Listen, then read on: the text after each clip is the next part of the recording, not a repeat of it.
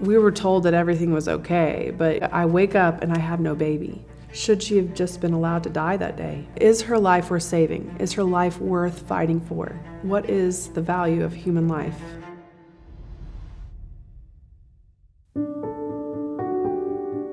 I'm a highly career-driven person, so it took me a while to get to this moment in which I just wanted a baby.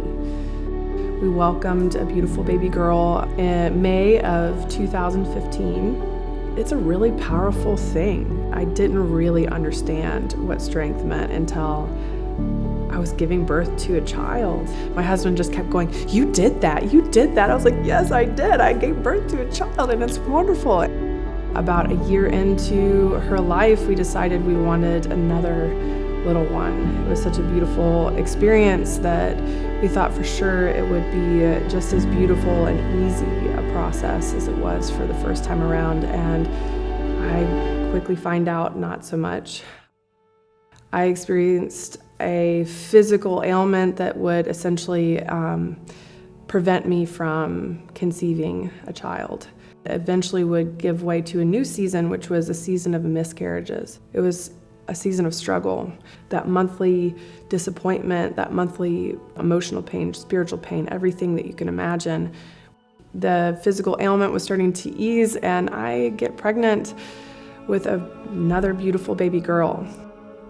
It would be 3 weeks early that we would go into labor during the height of COVID, and all sorts of complications would arise. The doctor checks me finally, and she said, "Oh, we've got a prolapsed cord," and within 30 seconds, 20 medical professionals are in that room. The nurse jumps on the gurney with me, the doctor jumps on the gurney with me in absolute terror. You just don't know what's happening. All these people are buzzing around, bowing in pain, and people are like pulling all of my limbs every which way. And then I black out. And the next thing I remember is waking up. There's lots of crying and there was a lot of confusion. I didn't have my glasses. So I'm just sobbing, "Where's the baby? Where's the baby? I can't see, I can't see, I can't see." And my husband's there, and he said, "It's fine." I talked to the doctor, they said, "Everything's gonna be fine. The baby's fine, you're fine, everybody's fine." But I didn't have the baby for hours. They never brought her back. We have this moment that eventually she's brought to me, and I have this image of me having her placed on me for the first time, and I'm just so overwhelmed and in pain in many different ways, emotional but physical too. We thought everything was fine, and it takes 4 days for them to realize that it's not okay. A team of doctors emerge from our door in which I'm like, what is happening? It's not good. They go through this line of questioning, and then the doctor kind of points out this other lady that's been standing in the back of the room, and she sort of like comes forward gingerly and gently explains to me that we aren't going home, that we're going to be transferred to high-level NICU for extensive testing to find out exactly what happened.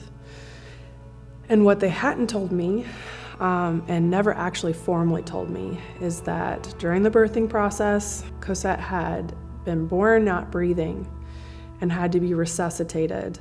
At 6 months, she would receive the formal diagnosis of cerebral palsy.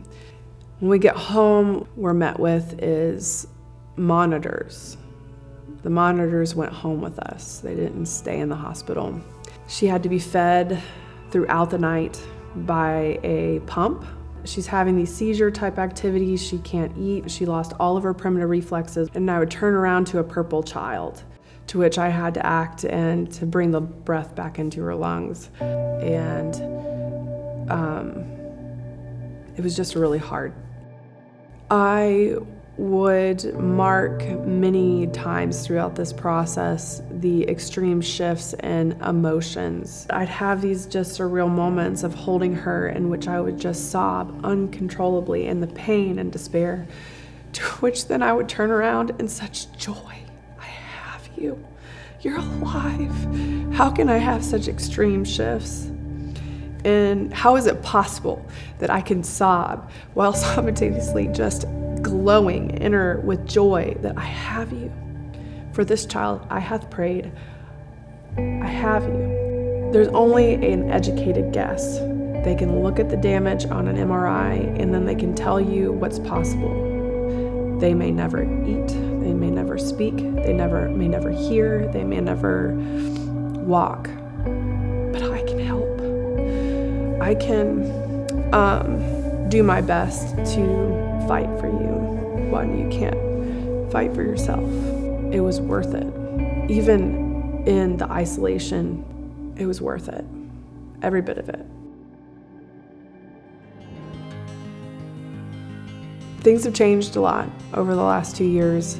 My husband Kyle mentioning many times that we're in a new normal.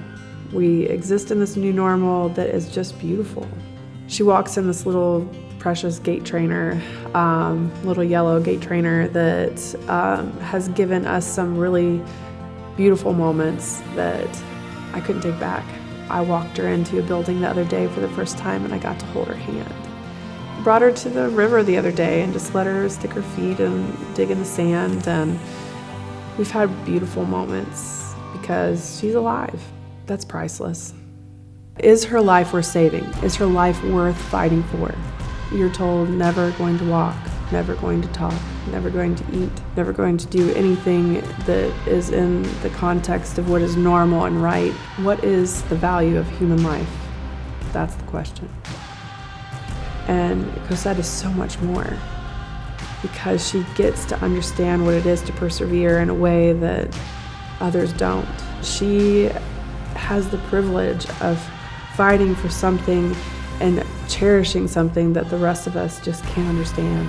So what her future brings may have question marks, maybe it doesn't meet expectations, but it's going to be amazing.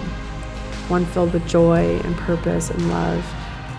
And I'm excited to see what she's going to be capable of doing.